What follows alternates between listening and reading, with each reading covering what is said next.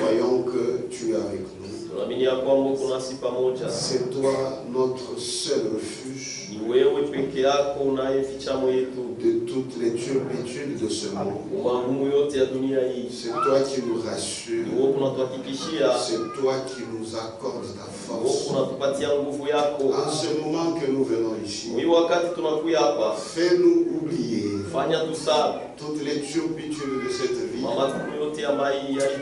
que nous puissions nous restaurer auprès de toi. Sans toi, nous ne pouvons rien faire.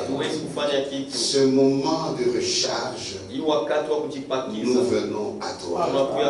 Nous venons écouter ta parole.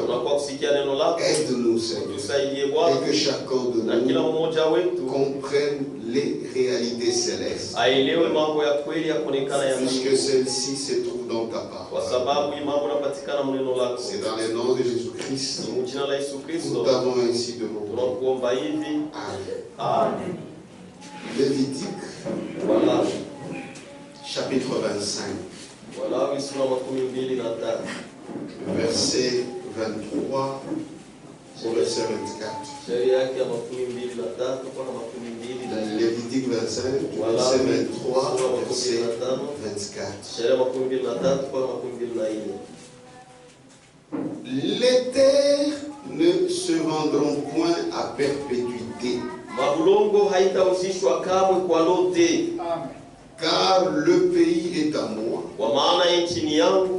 car vous êtes chez moi, comme étrangers et comme habitants.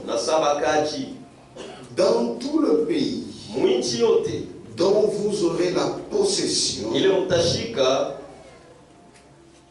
vous établirez le droit de rachat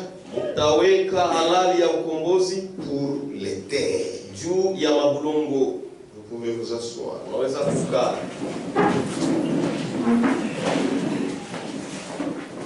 Avant que les enfants d'Israël entrent dans le pays de Canaan, Dieu leur a fait savoir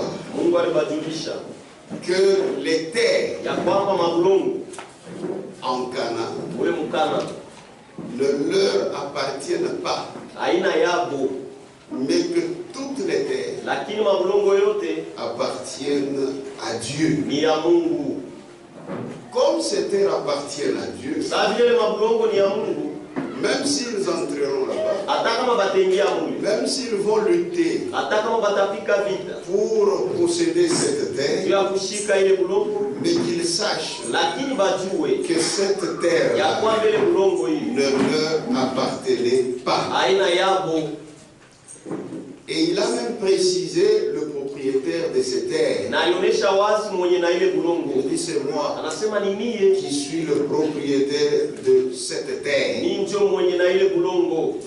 Alors, comme vous n'êtes pas des propriétaires, mais sûrement que vous y entrerez, alors les terres ne vont pas se vendre à perpétuité. C'est ainsi qu'il dit, il fallait établir le droit de rachat. C'est le thème que nous allons entamer aujourd'hui. Le droit de rachat. Si quelqu'un devient pauvre, il avait sa portion de terre, il avait ses terres, mais il arrive qu'il entre dans la crise, il n'a plus rien, il devient pauvre. Alors il lui arrive à l'esprit de vendre une portion de sa propriété. Quand il vend ça, il doit savoir que cette terre, ça ne va pas pour de bon dans les mains de cet acquéreur. Il y a un droit de rachat, c'est-à-dire le droit de récupération des terres qu'il a vendues. Amen. Parce que les terres n'appartiennent à personne, mais les terres appartiennent à Dieu. Mais il n'était pas encore entré à Canaan. Ce que nous avons lu ici, c'était des instructions qui ont été données avant qu'il n'entre. Donc Dieu est ordonné avant qu'il n'entre dans la terre de Canaan. Dieu avait déjà mis toutes les instructions nécessaires et les commandements qu'ils devaient observer. C'est-à-dire quand ils arrivent dans le pays, ils sont ordonnés. Ils devaient savoir comment s'y comporter. Ainsi, parce que les terres ne leur appartenaient pas. Et Dieu voulait qu'ils le sachent. Voilà pourquoi il dit, parce que ça ne vous appartient pas, ça m'appartient. Vous devez observer le droit du rachat. Et ce droit du rachat, ça consistait en ceci. La personne qui se retrouve dans des difficultés financières, matérielles, il vend les terres, lui-même peut avoir le droit de les racheter. Il trouve quelque chose, il viendra réclamer ses terres. Mais comme il a déjà eu des moyens, il pourra donner à l'acquéreur, et l'acquéreur lui remet la propriété. Amen. Mais s'il est là, il n'a pas d'argent, il peut arriver que quelqu'un d'autre rachète ses terres pour lui. Mais ça ne doit pas être n'importe qui. Ça doit être un proche parent. Oui. C'est-à-dire quelqu'un de même sang. C'est celui qui doit venir pour réclamer le droit de rachat et récupérer le bien qui avait été vendu à l'acquéreur. Amen. Mais s'il n'a pas quelqu'un de proche, troisièmement, il va attendre les jours de jubilé. Là, il pourra sortir libre, où il pourra récupérer ses biens. C'est-à-dire, premièrement, lui-même peut valoir, ou faire valoir le droit de rachat, pour récupérer Kintukiaki, ou soit quelqu'un d'autre, puisque lui n'a pas de moyens. Troisièmement, s'il n'a rien, il doit attendre le jour de jubilé. Dans Lévitique toujours 25, le verset 25, si ton frère devient pauvre et vend une portion de sa propriété, celui qui a le droit de rachat, son plus proche parent, viendra et rachètera ce qu'a vendu son frère. Ce n'est pas parce que tu es seulement son frère, même ça, je viens récupérer. Il doit en avoir les moyens. C'est-à-dire un proche parent qui a des ressources financières. Ce n'est pas quelqu'un qui vient seulement pour dire que j'ai le même sang avec toi. Quand il dit ça, on lui remet. Non. Il faut en avoir les moyens. Si ton frère devient pauvre et vend une portion de sa propriété, celui qui a le droit de rachat, son plus proche parent, viendra et rachètera ce qu'a vendu son frère. Si un homme n'a personne qui ait le droit de rachat et qu'il se procure lui-même de quoi faire son rachat, Yeye mwenyewe anapata yenyewe ya kufanya toke mule mbutumwa. Il complétera les années. Ataongeza miaka, atababula miaka. Depuis la vente. Tangia pala ruzishaka. Restituera les surplus atarudisha ya yulu à l'acquéreur et retournera dans sa propriété. Atarudia mfuashi yake. S'il ne trouve pas de quoi lui faire cette restitution, kama shipate ya kurudisha, il a travaillé, il a tout fait.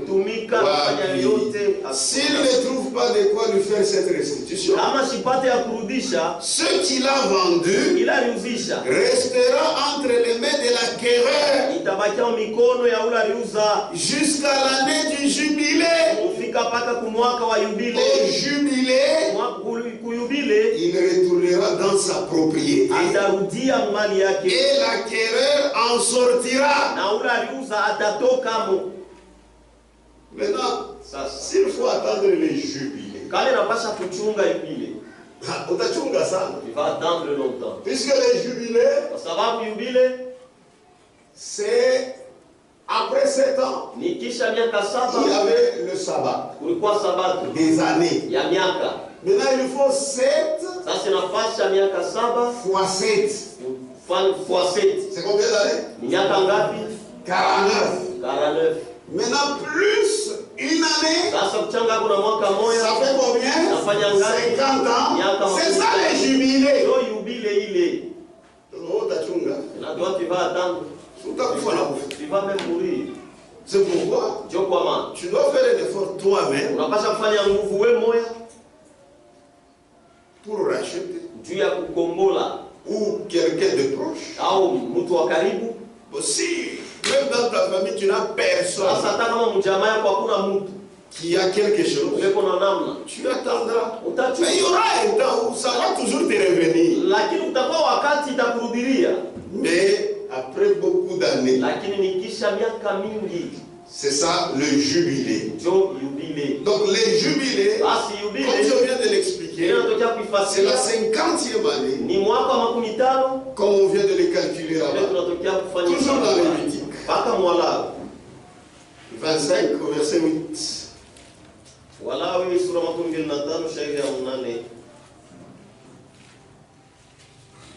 Tu compteras 7 sabbats d'années. 7 fois 7 années. Et les jours de ces 7 sabbats d'années feront 49 ans. Or les jubilés, c'est plus 1. Amen. 10. Et vous sanctifierez la 50e année. Vous publierez la liberté dans le pays pour tous ses habitants. Ce sera pour vous le jubilé. Chacun de vous retournera dans sa propriété et chacun de vous retournera dans sa famille. Amen. Il retourne parce que lui-même n'avait rien. Même son proche parent n'avait rien. Alors il devait attendre le temps des jubilés. Là c'est gratuitement. Vous en sortez. C'est pourquoi on dit et vous sanctifierez la 50e année. Vous publierez la liberté dans le pays pour tous ses habitants. Ce sera pour vous le jubilé. Chacun de vous retournera dans sa propriété. Donc jubilé, c'est la joie. Jubilé, c'est le bonheur. Parce que j'avais perdu, maintenant j'ai retrouvé gratuitement. Et chacun de vous retournera dans sa famille. Atarudia ujamaa yake. 13. Dans cette année des jubilés, chacun de vous retournera dans sa propriété. Que Dieu vous bénisse. Au verset 15.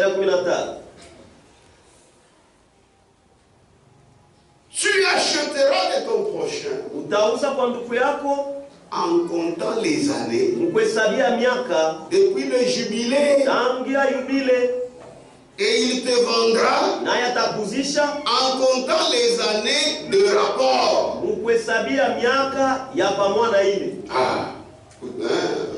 Partant de cela. Puis il y aura d'années. Plus il y aura d'années. Plus tu élèveras le prix. C'est que kama miaka iko ya mingi kufika kuile jubilei ingine na wewe bei utaweka ya mingi sijui bulongo hakuna ya kujisha l'autre parce que la terre il n'y a pas moyen de la vendre parce que c'est la terre qui appartient à Dieu. Maintenant quand vous arrivez au temps de jubilé, les gens vont sortir libres. Maintenant on prend un exemple.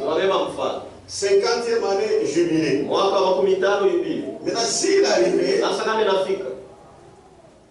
il y a une année qui est passée. Tu veux vendre la terre à ton frère. En ce moment-là, s'il y a une année, c'est qu'il reste 49 ans pour que vous atteigniez notre jubilé. C'est beaucoup d'années. Là, tu vas vendre beaucoup. Maintenant, s'il reste par exemple 2 ans, qui reste pour arriver à notre jubilé, et c'est peu d'argent moins puisque je vais jouir dans peu de temps. Et après jubilé, il n'a plus on tu récupères ta propriété. Donc c'était comment on mettait le prix? C'était en voyant la longueur d'un jubilé à l'autre. Pourquoi? Puisque les terres appartiennent à l'Éternel. Les propriétés ne devaient pas être vendues à perpétuité. Tu achèteras de ton prochain en comptant les années depuis le jubilé. Et il te vendra en comptant les années de rapport. Plus il y aura d'années.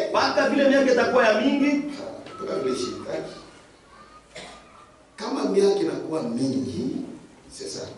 Plus il y aura les années, plus tu élèveras le prix. Et moins il y aura d'années, plus tu me réduiras. Car c'est le nombre de récoltes qu'il te vend. Puisque s'il reste 2 ans, c'est combien de récoltes? C'est combien de récoltes? 2 récoltes. Maintenant, si c'est 30 ans qui restent, combien de récoltes? 30 récoltes. C'est-à-dire, si tu veux une terre, tu attends selon ton argent. S'il reste 3 ans, tu vas aussi acheter. Mais pour peu de temps. Donc ceux-là qui restaient avec les terres pendant longtemps, ce sont ceux-là qui avaient des moyens. Parce que s'il y a beaucoup d'années, c'est beaucoup d'argent. Mais s'il y a peu d'années, aussi c'est au prorata de ces années-là. Oui. Que Dieu vous bénisse. On va lentement pour bien comprendre. Le serpent écrasé, page 17. Paragraphe 131. Mais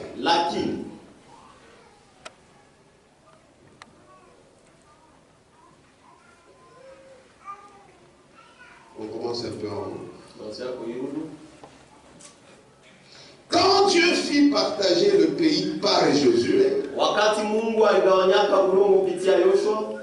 il fut donné à chaque tribu et à chaque homme une terre où chaque enfant hériterait de sa possession.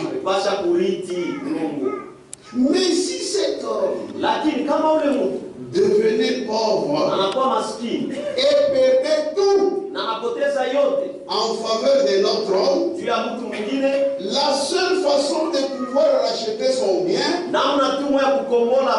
était de passer par l'intermédiaire du plus proche parent,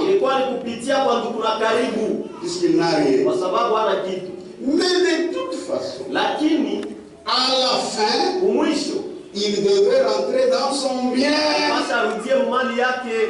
L'autre ne le détenait que pour un certain temps. Puisque quand il devait entrer, Dieu donne à chacun, à chaque tribu, une portion. Il ne faudrait pas, puisque l'autre devient pauvre, qu'il puisse perdre ses terres à toujours. Non, non. Ça signifie beaucoup. Même spirituellement, si tu es un enfant de Dieu véritable, tu as ta portion. C'est pourquoi ne vous moquez jamais d'un enfant de Dieu. Même dans ces moments difficiles, c'est pour un temps. Même dans les cadres spirituels, s'il tombe, il va se relever. Puisque sa possession, c'est la parole. Il y a un temps, il va retourner.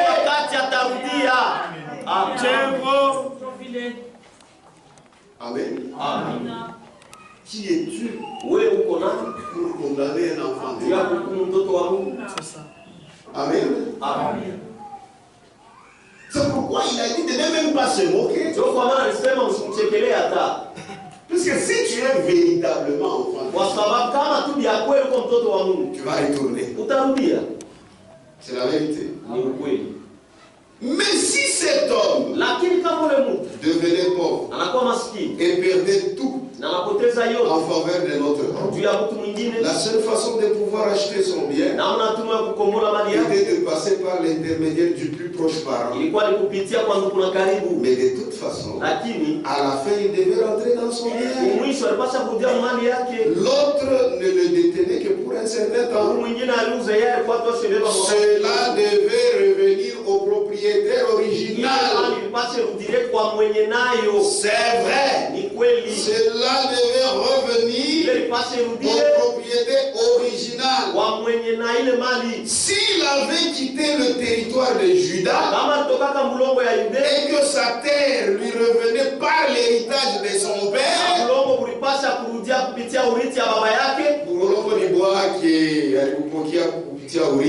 alors lui ou son plus proche parent pouvait la reprendre. Même l'argent que tu as donné, ça ne signifie rien.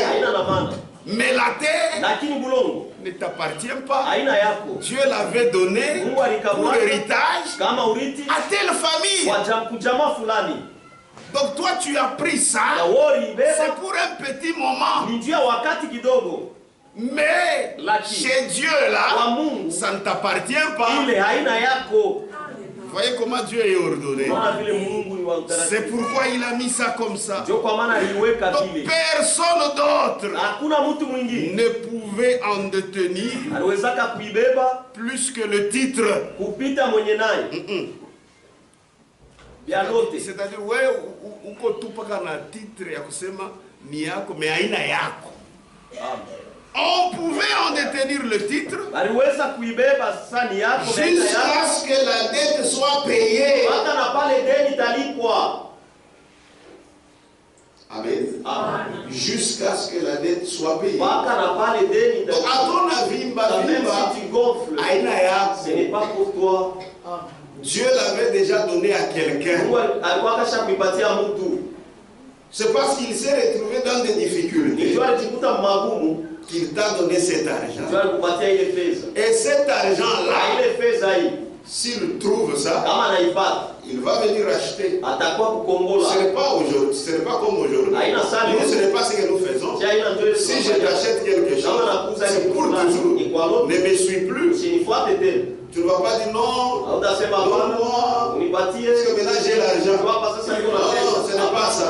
Mais en Israël, en Canaan, c'était comme ça. C'était ça le droit de rachat. C'est en cela que cela consistait. Lévitique. Voilà. Toujours verset 47.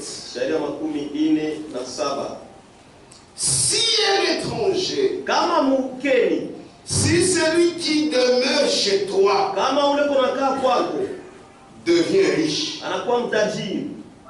et que ton frère devienne pauvre près de lui, et se vende à l'étranger qui demeure chez toi ou à quelqu'un de la famille de l'étranger. Parce que chacun avait sa portion selon les tribus. Maintenant quelqu'un d'autre vient, il s'installe chez toi, il a plus de moyens que toi, mais là toi tu deviens dans des difficultés.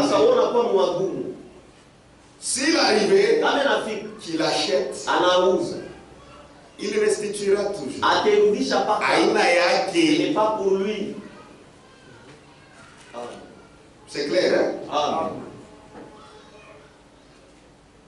Si un étranger, si celui qui demeure chez toi devient riche, même si tu devenais riche, et que ton frère devienne pauvre près de lui et se vende à l'étranger qui demeure chez toi ou à quelqu'un de la famille de l'étranger, il y aura pour lui le droit de rachat après qu'il se sera vendu. Un de ses frères pourra les racheter. Maintenant ici on détaille. Qui pouvait le racheter? Son oncle, ou le fils de son oncle, ou l'un de ses proches parents pourra le racheter. Ou bien, s'il en a les ressources, il se rachètera lui-même. Il comptera avec celui qui l'a acheté. Depuis l'année où il s'est vendu jusqu'à l'année du jubilé. Est-ce que vous comprenez? Amen. S'il est entré, il reste 40 ans pour arriver au jubilé, pour qu'il puisse se rendre libre. Il va payer plus. S'il reste 2, il va payer au prorata de ses années. Et le prix à payer dépendra du nombre d'années lesquelles seront évaluées comme celle d'un mercenaire.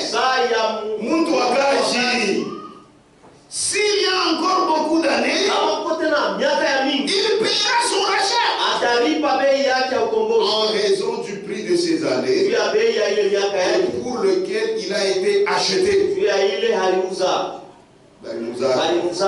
S'il reste peu d'années, jusqu'à celle du jubilé, il en fera le compte. Il payera son rachat en raison de ces années. Il sera comme un mercenaire à l'année. Et celui chez qui il sera, il ne le traitera point avec dureté.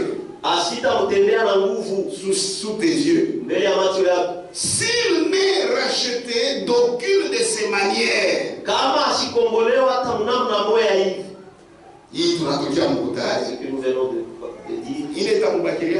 ce qui va le rester, c'est quoi? S'il n'est racheté d'aucune de ces manières, il sortira l'année du jubilé, lui et ses enfants avec lui. Là, on attaque il n'y a même pas de revoir. Ni parapande, on arrive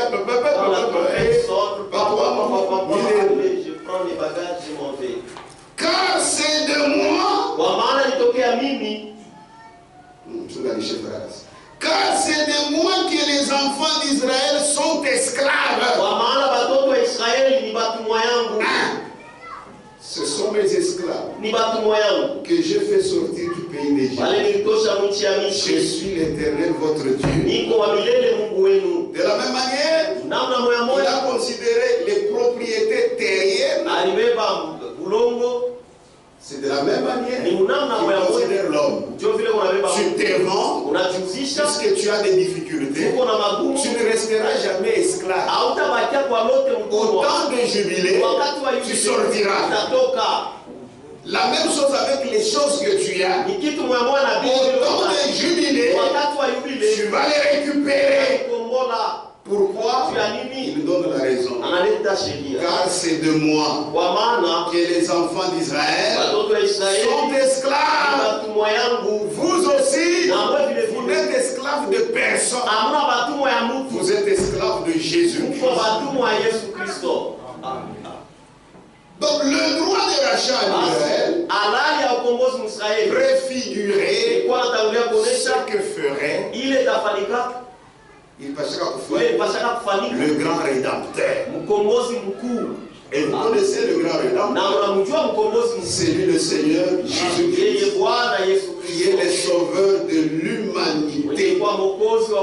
Puisque pour nous sauver, nous les hommes qui étaient perdus, qui en avaient les ressources, c'est seulement Dieu lui-même. Aucun homme ne pourrait avoir ces ressources. C'est seulement Dieu. Amen. Mais le Dieu qui avait toutes ces ressources, il fallait qu'il soit aussi notre proche parent. En réalité, Dieu n'est pas notre proche parent. Parce qu'il n'avait pas de sang. C'est pourquoi il devait se faire homme. Pour être comme un autre homme. C'est ça qu'il est devenu proche parent. Même Dieu, pour venir nous sauver, il a suivi son droit de rachat. C'est pourquoi quand il le disait à Israël, c'était ce qui était en lui et il l'exprimait. C'est pourquoi la parole de Dieu montre les caractères de Dieu. Il devait répondre à son droit de rachat. Il devait se faire proche parent. Hébreu. Hébreu chapitre 2.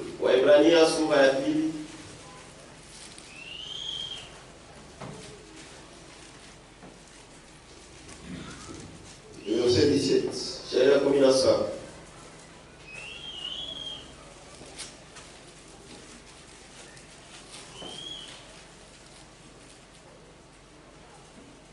En conséquence, il a dû être rendu semblable en toutes choses à ses frères. Afin qu'il fût un souverain sacrificateur, miséricordieux et fidèle dans le service de Dieu, pour faire l'expiation des péchés du peuple. Il a dû être semblable en toutes choses à ses frères pour respecter son droit de rachat. Il en avait les ressources, oui.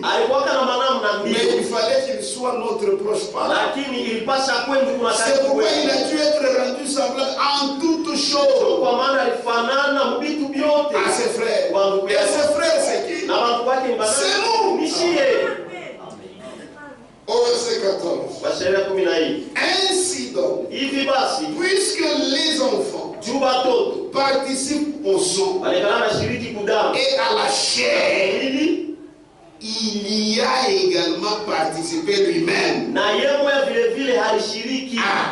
Quand on dit Y, donc alishiriki kuimibintu au sang et à la chair. Ainsi donc, puisque les enfants participent au sang et à la chair, il y a également participé lui-même afin que par la mort il anéantit celui qui a la puissance de la mort, c'est-à-dire le diable. Donc il devait être notre proche parent, c'est-à-dire le droit de rachat. Lui-même d'abord l'a réalisé. Donc les droits de rachat dans l'Ancien Testament, ça pointait ce que le Rédempteur ferait. Amen. Et il l'a fait. Le serpent écrasé. Mahubiri, page 19.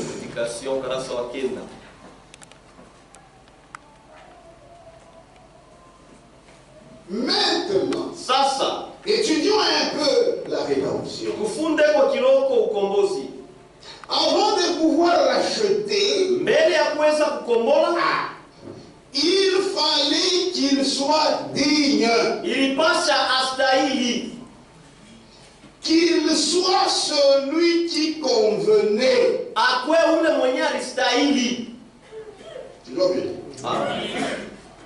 Cela fut accompli lors de la naissance virginale de Jésus-Christ.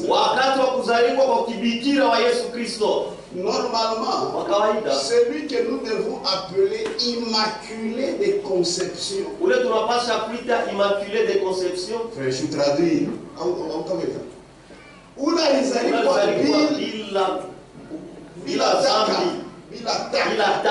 C'est Jésus-Christ. Marie. Les catholiques appellent Marie immaculée de conception. Elle a conçu sans tache la grossesse. Marie avait son père et sa mère. Il est né comme toi. Il est né comme moi. Mais Jésus, immaculé de conception.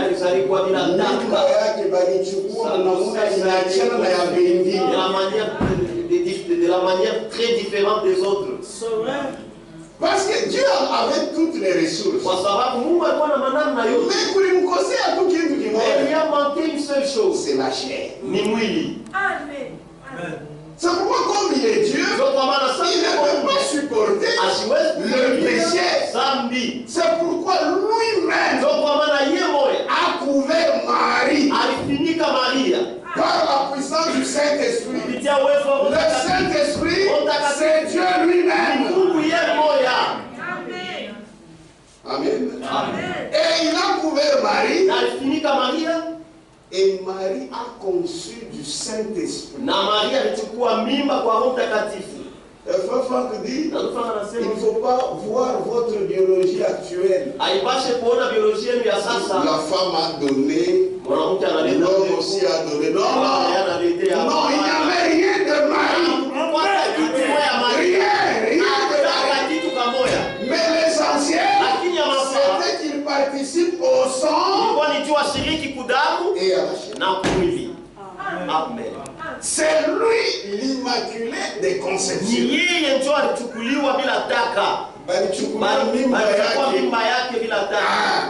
C'est Jésus. Ce n'est pas Marie. Mais aujourd'hui, l'Antichrist, il prend tous les qualificatifs de Christ. On donne à Marie. Même Marie regrette. Puisque Marie est au paradis. Il attend la venue de Jésus-Christ.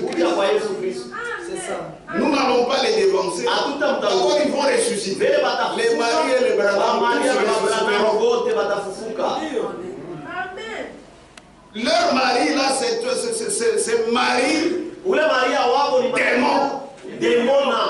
Ce n'est pas notre sœur Marie.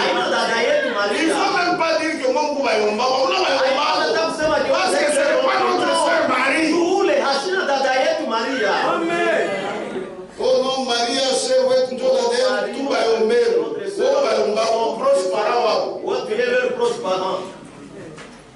c'est notre mari. Notre mari est au paradis. Cette Marie dont il parle, ils ont formé une Marie. Cette Marie qui supporte même d'être adorée. Et on a vénérée. L'adorer, vénérer, adorer, c'est différent. Amen. C'est la vérité. Le sang virginal, avant de pouvoir racheter, il fallait qu'il soit digne. Qu'il soit celui qui convenait. Cela fut accompli lors de la naissance virginale de Jésus-Christ. Toi, tu as déjà vu une vierge concevoir. Mais Marie, Amen. Sans connaître d'homme, il a conçu. C'est ça. Que Dieu vous bénisse. C'est pourquoi seul Jésus-Christ peut guérir. Seul Jésus-Christ peut changer ta situation. L'homme ne peut pas changer ta situation. C'est seulement quand Jésus parle que son homme aussi parle. Et quelque chose arrive. Si Jésus ne dit rien, ton ministère viendra tout. Amen. Cela fut accompli lors de la naissance virginale de Jésus. Car il était Dieu. C'était Dieu lui-même. Fait homme. Dieu dans une chair humaine. Amen. Mais Branham, c'est l'homme dans l'homme. Mais Jésus, c'est Dieu dans une chair humaine. Amen. C'est la vérité. Maintenant écoutez, c'était Dieu lui-même fait homme. Dieu dans une chair humaine.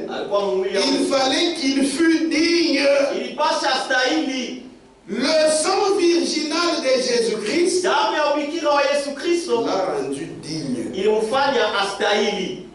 Donc, s'il n'avait pas le sang, comment va-t-il me sauver? Si vous voulez les noter, cela se trouve dans 1 Pierre 1. Il fallait qu'il fût digne. Il l'était parce qu'il prit la forme d'un homme. Est-ce que vous comprenez? Qu'est-ce qui a rendu Dieu digne? C'est parce qu'il s'est rendu un homme. Il en avait toutes les ressources, mais il ne l'était pas digne. Que digne, il fallait la chair. C'est ça. Une seule chose là, c'est la chair. Alors il s'est fait chair. Mais il ne veut pas être comme toi.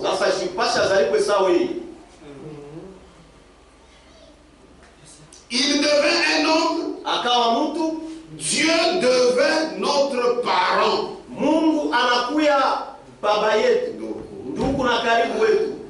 Dans ce sens, c'est parent de nous. Dieu devint notre parent. Nous découvrons le rôle glorieux de Dieu, Jéhovah, qui fut fait chair et habita parmi nous comme celui qui était digne. Et il dit Amen. Il a vaincu. Dieu revêtit la forme d'une chair humaine. Il est venu sur la terre. Il est né comme un petit enfant. Et a marché parmi nous. Et par son Saint-Sang, il a vaincu. Amen. Amen. C'est la vérité. Il a vaincu. Et nous le croyons du fond de notre cœur que Jésus-Christ a vaincu par son sang. C'est pourquoi il est notre souverain sacrificateur. Donc pour bien comprendre le droit de rachat, amen, on va prendre les types dans l'Ancien Testament de ce qui se passa avec Naomi, Ruth et Boaz. Amen. Amen. On n'aura pas de temps. On se lève. On va continuer de